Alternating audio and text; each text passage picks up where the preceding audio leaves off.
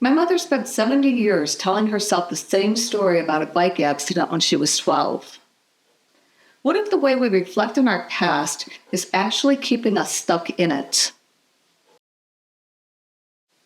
Everyone talks about the importance of self-reflection, but there's a crucial difference between reflection that heals and analysis that traps us. My mother's story perfectly illustrates this difference. When my mother was 12, she fell off her bike and broke two of her front teeth. Instead of repairing them with caps, her father had all her teeth removed and replaced with dentures. She never recovered from this trauma. Not because of what happened, but because of how she replayed it. For decades, my mother told the story the exact same way, with the exact same ending. I was never the same after that, she would say. She would write it in her notes, and most destructively, tell it to herself countless times each day. This wasn't self-reflection. It was a narrative loop. She was stuck in analysis paralysis, examining the same wound from the same angle, arriving at the same conclusion. She was broken and would always be broken. Through her written notes during her illness, I could see this pattern everywhere. Born in Pennsylvania, a family of 10, which my mother hated all of us. Real life is ranked the smartest, hardest working, and the most talented coming first.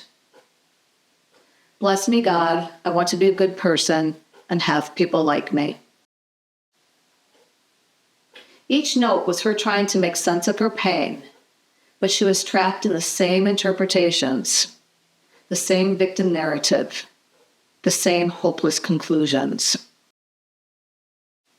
What I learned is that true self-reflection isn't about analyzing what happened to you. It's about examining how you're relating to what happened to you right now. It's not, why did this happen, but how am I carrying the story, and does this story still serve me? When I became my mother's caretaker and started photographing her, I was forced into my own period of reflection. But instead of getting lost in analysis paralysis about our relationship, I used my camera as a tool for present moment awareness. In my journey, I discovered I was carrying my own narrative loop about the name Jacqueline, the name my mother wanted for me that I rejected. For years, I told myself the same story. She wanted to change me into someone else. I had to become small to survive her criticism. But through genuine self-reflection, I realized I was trapped in this narrative just like she was trapped in hers.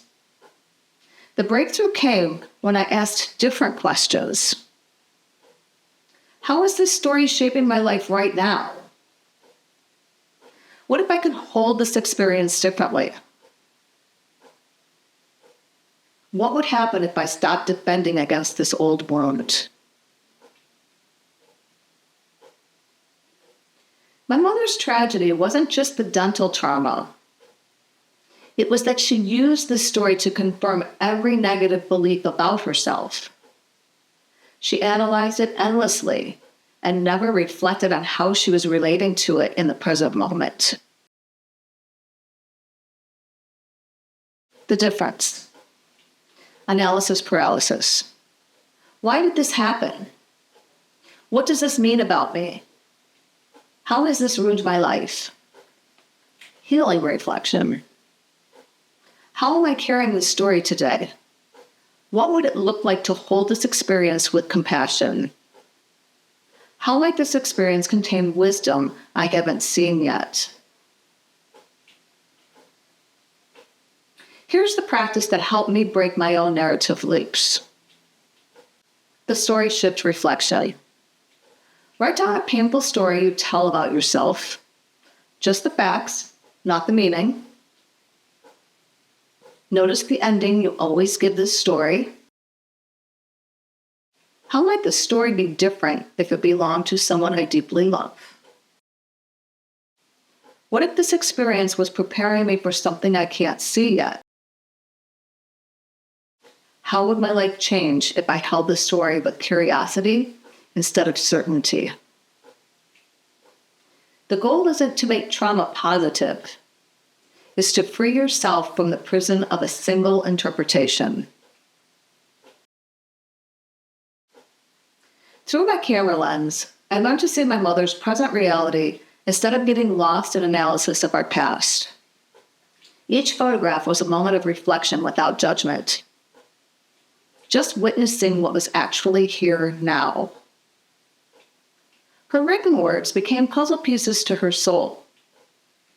But I stopped trying to solve the puzzle.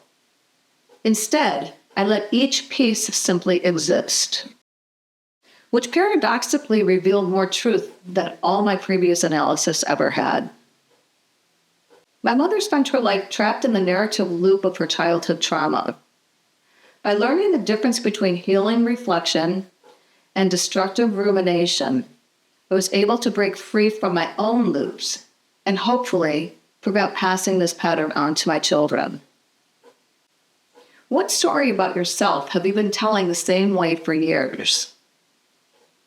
Try the story shift reflection practice this week and share in the comments one insight that surprised you. If you're following this healing card series, subscribe and grab your own deck from my Etsy store. The link is in the description. True self-reflection isn't about figuring everything out. It's about freeing yourself from the stories that keep you stuck. Next week, we'll explore the inner child and how to nurture the parts of ourselves that never got what they needed. See you there.